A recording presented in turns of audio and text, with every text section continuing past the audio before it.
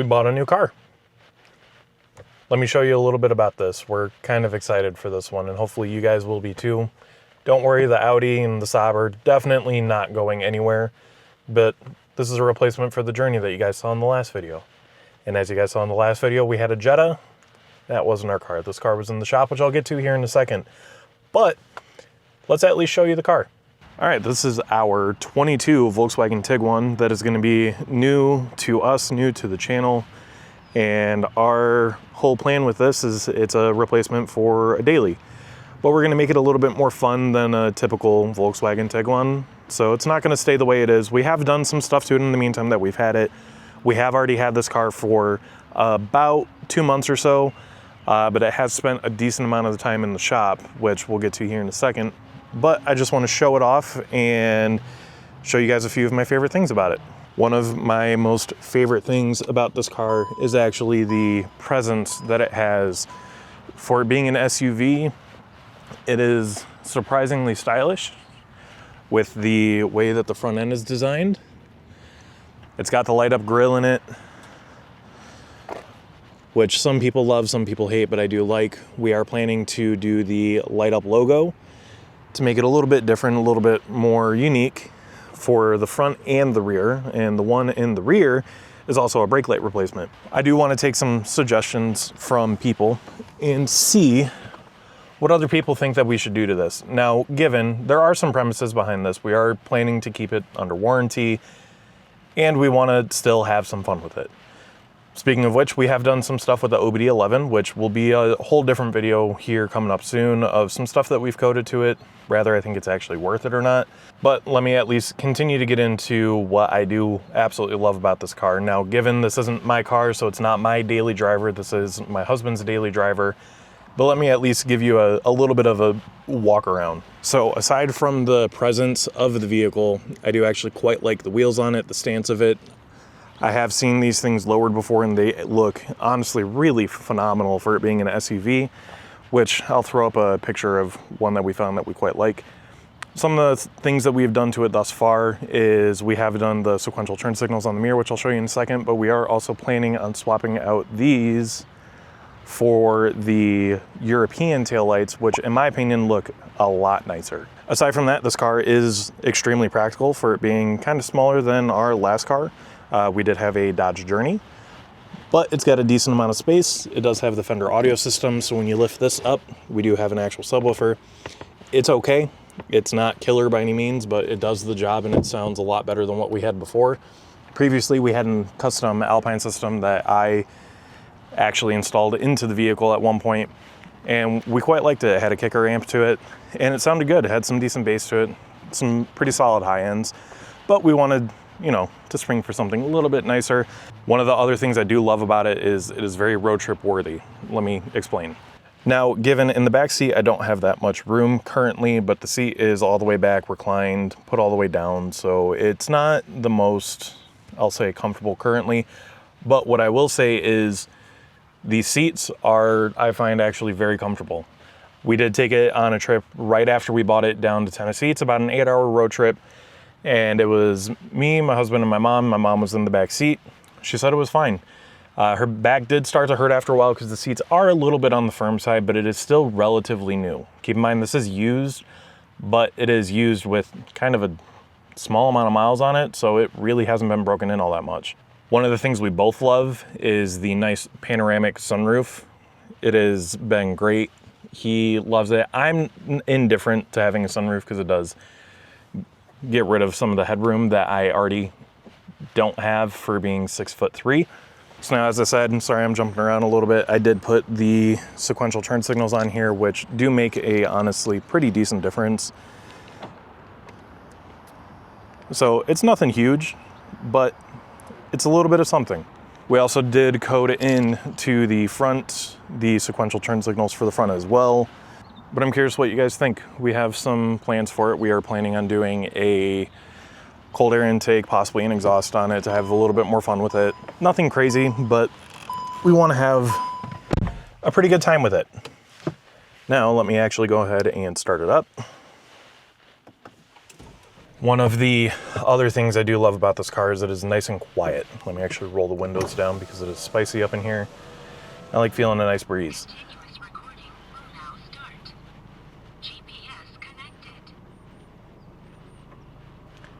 We also did do a dash cam in here. We took it from his old car and put it in here. Currently it's a little hodgepodge, which as you can see, the dash cam up there has two different sets of wires. One of them is going over there to the corner.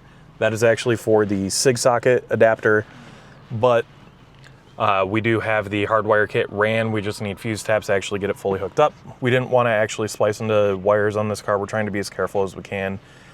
We haven't had a great history with it thus far, but with the little bit of time that it's spent in the shop, it's been great.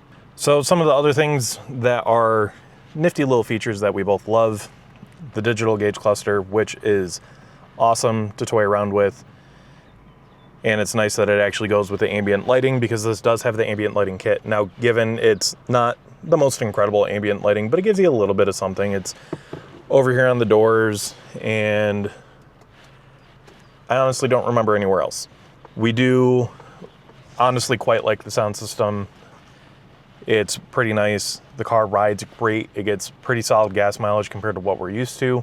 But now let's get into the negatives that we've had with this car so far. One of the first negatives that I'll note of the first time it went to the shop, keep in mind this car only has 40,000 miles on it right now, is a known problem with this, the travel assist. We were on our way back from Tennessee and we noticed that it was kind of having a small flaw with it. But as we were getting onto the highway, it started going off nonstop saying travel assist not available. What the common problem is actually the steering wheel or the clock spring. We found that even when we pressed on it, it would trigger it. Thankfully now it doesn't. It was covered under warranty, and I do believe this is a very known problem. I don't think there's actually a recall for it or anything, so I don't think there's a permanent fix. I could be wrong on that. Correct me if I am wrong, since I'm not 100% sure. I don't know a ton about this car. We are still learning. I do love Volkswagen, so I did kind of swindle my way into this one. The next problem that we actually had with the car is one day we were starting it up and we noticed a small amount of smoke coming out of it. That little bit of smoke also happened to be a little bit more than just some condensation. Turns out another common problem with this is actually the cylinder heads tend to go bad, or a gasket goes bad, and smoke will come out of the exhaust. So we did also get that covered under warranty. That one was a while. I think when we got that replaced, we had the car gone for about 2 weeks or so, and we quite literally just got it back about 2 days ago. Still couldn't be happier with it. It has been a great car. One of the other things that we actually had replaced on this back when we had the steering wheel replaced was the sunroof, because it was leaking a little bit. They actually went kind of above and beyond. There was a little bit of like a mildewy smell in the car.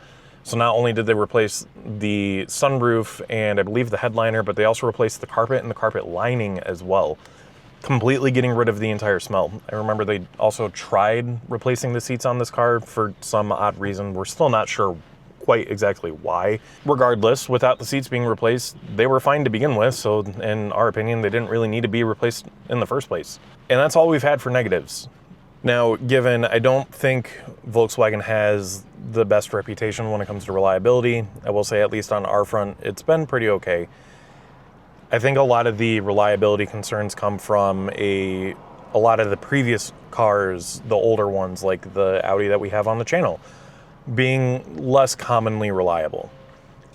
We're kind of putting it to the test. I've heard some horror stories about this car, but I've also heard some people absolutely raving about this car. So we kind of figured, why not give it a shot? It has a warranty, so we'll enjoy it while it lasts, and when it's gone, it's gone. Now let's talk build plans. So as I stated before, we're planning on doing an intake on it to get it a little bit better sound, possibly an exhaust on here as well to bring it a little bit more noise. Some of the other things that we're also anticipating on doing are the Euro taillights, as stated before. Some more coating with the OBD11 as we do a little bit more exploring. I'm trying to get my way in lowering the car a little bit, possibly changing out the wheels for something a little bit better. I do love the wheels that are on it. Something to give it a little bit of a better stance is what I would prefer. Eventually, what we would like to do, worst comes to worst, if this car magically has a huge problem and the motor goes kaput, then I want to explore the possibility of doing a motor swap in this. I have seen someone do an RS3 swap.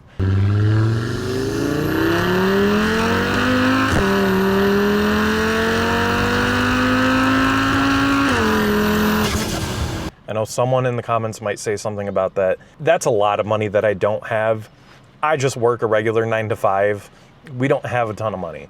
So that one's kind of out the window unless we magically win the lottery or something. Now, one of the other swaps I was thinking about was picking up a Volkswagen Arteon from Copart and pulling the motor out and putting it into this, as well as the DSG transmission. Something about these cars is they don't get the DSG from factory. They went with a more economical 8-speed choice that drives a lot smoother. In my opinion, I like the DSG more. I like the feel of the manual with it being an automatic. It's a little trippy at first. The first time I experienced it was actually in a Volkswagen Taos, and it was weird, and we thought something was broken. And then we realized that's actually how it drives, and then we got used to it, and we're like, okay, this is actually really nice, to the point where my mom actually bought a Volkswagen Taos recently as well. Apparently it's the time for buying cars, I guess. I want to get your guys' opinion on this as well. Maybe some ideas for some modifications that we aren't thinking about. Some ones that we've thought about were the ambient lighting. There's a company that I've seen that does an ambient lighting kit that I would love to do, but unfortunately I did message them on Instagram. They say that they aren't a ship-out company. They're an in-house based company, which is unfortunate because the ambient lighting kit for this car that they make is amazing, and it ties in with the OEM radio. Maybe there's some ideas out there that you guys might know that we're unaware of. Maybe you guys know someone who owns a Tiguan, or maybe you also own a Tiguan, and you can give us a little bit of direction of what you did to yours, what you know someone did to theirs, how it was, what you thought about it. If you think of anything, let me know. Is this something that you guys are going to be excited about to follow along? Or is this something that you guys are kind of like, it's just a basic economy car? But the next time you see us, we'll hopefully be with the Audi up and running with the timing fully fixed on it. We'll see, it's kind of been a nightmare. And if you guys couldn't tell, I also did pick up a new camera. It is just Action 5 Pro. I wanted something that wasn't my iPhone, something a little bit more portable, a little bit better picture quality in my opinion. Let me know what you guys think of that as well. If you guys prefer the iPhone look or if you prefer this look. So hopefully we'll see you with the Audi.